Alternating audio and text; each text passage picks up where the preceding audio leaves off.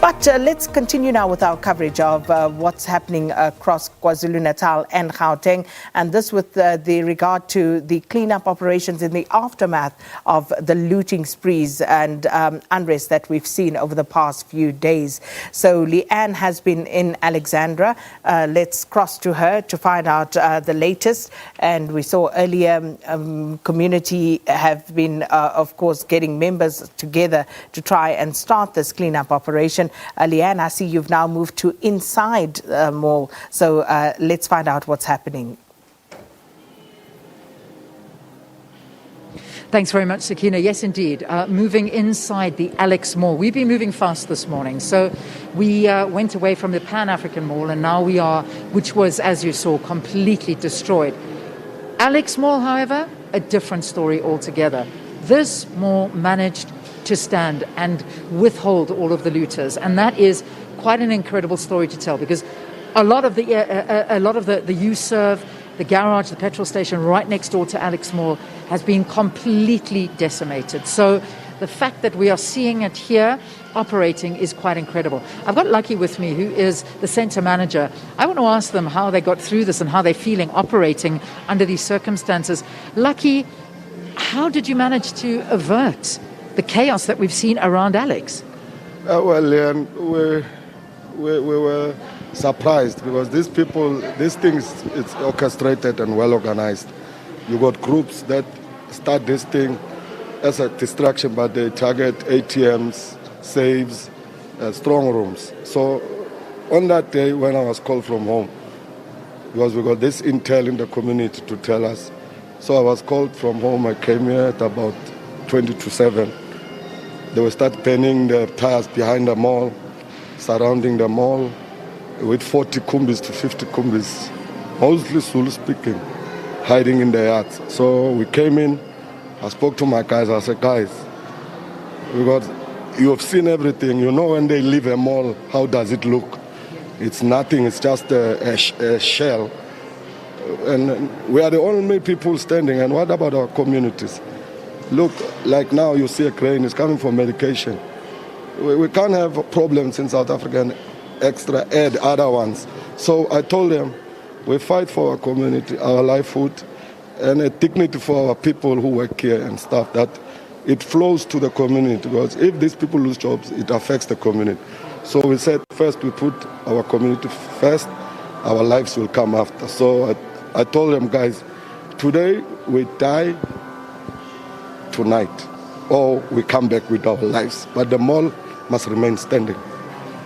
Then when we went out, because at that day we were about 8, the mall security, including me and my partner, and then there were 8 SNADF, but they couldn't shoot because their mandate is not to shoot, because they are given state-issued bullets. So us as people from here, we had to shoot for ourselves to survive, so we had to hit people. So they broke the gates and they broke behind ShopRite. That's when we saw this is serious. Then that's when we made a small prayer, said, God forgive us if we're going to kill people or hurt people, and we started shooting. And when we were emotional because we only saw the next day being an ash. So that motivated that we can't have an ash here, as you see it standing. So that night we came back with our lives and we achieved. And here it is. You can see for yourself. We are humbled as we see our mothers, fathers, sisters, brothers having. It's like we are normal here. It never happened.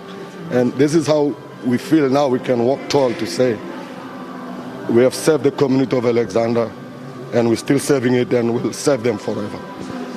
Let's walk up a little bit, because we came inside. Lucky was kind enough to allow us inside and access inside into the mall. The idea is you open under these very, very tense conditions. What, aren't you nervous? After the attack, we're normal, we're human beings. My wife called the whole night, my family, people who know us, because this thing started about 9, it ended up 4, 5 a.m.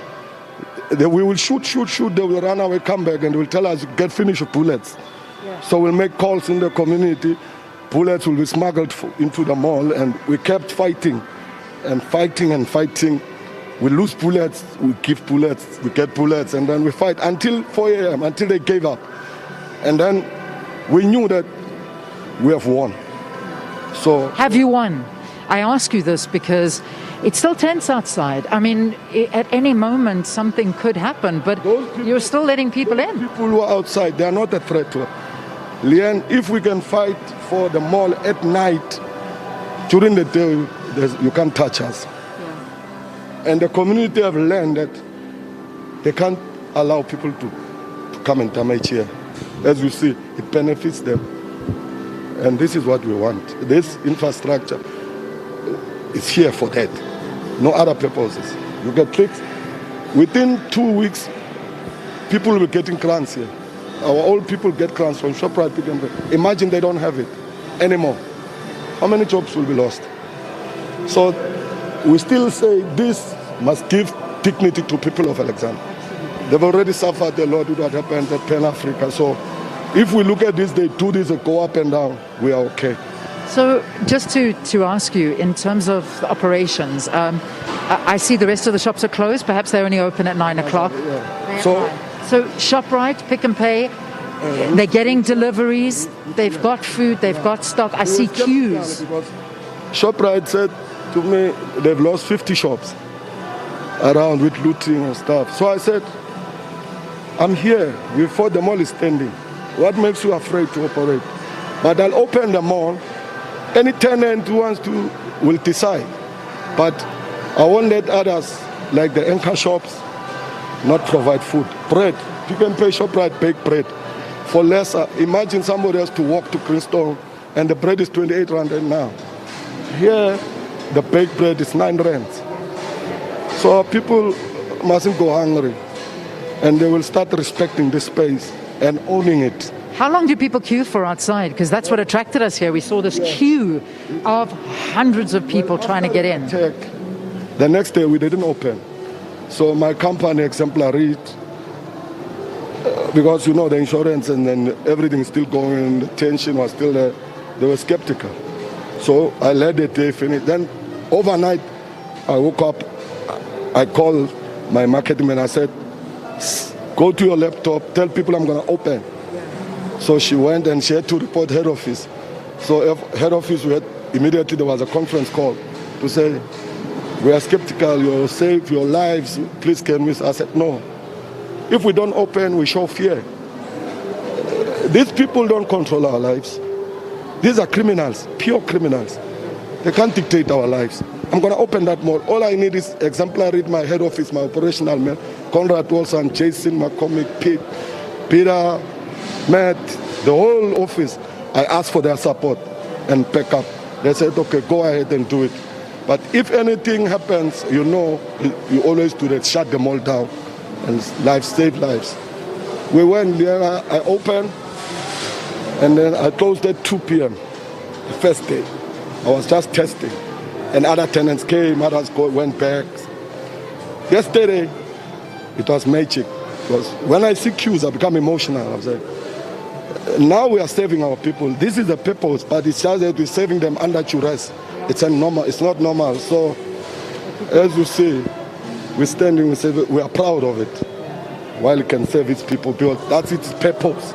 Not to be a shell, or tomorrow it looks like it's a ghost town. Yeah, no. We said we'll lose our lives for this more. You got friends meeting each other. Look at the happiness. I mean, you know, these people are happy. They're able to get their things. They're able to get bread, to get milk, to get everything. Have you seen people bulk buying, like buying massive? When they come out, I always tell them, we are not opening for 2 days. Yeah. We're gonna open. Just take what you need.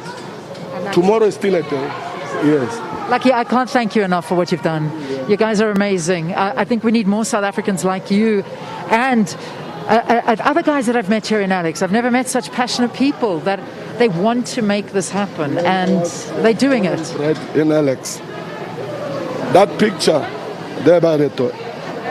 Yes, it's the first black advocate. It's my uncle. That's your uncle. So I was born and bred here.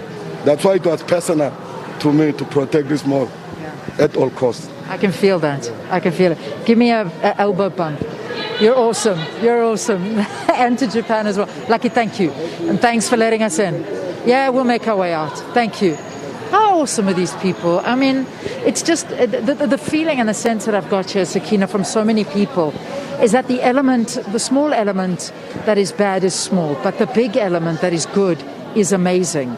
And it's quite incredible. I mean, people are coming, they're getting their shopping, they're queuing outside. It's very, very orderly.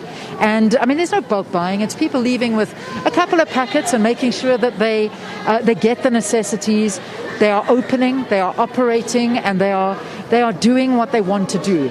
Move this economy and just live. That's what South Africans, when you speak to the majority of South Africans, that's what they want to do, is just live, but not in fear. And that's the reality. So I think a really nice story to bring you here, at least this one mecca of a building almost, if I can call it that, standing in and amongst so much destruction. And this is wonderful to see Alex moving this morning.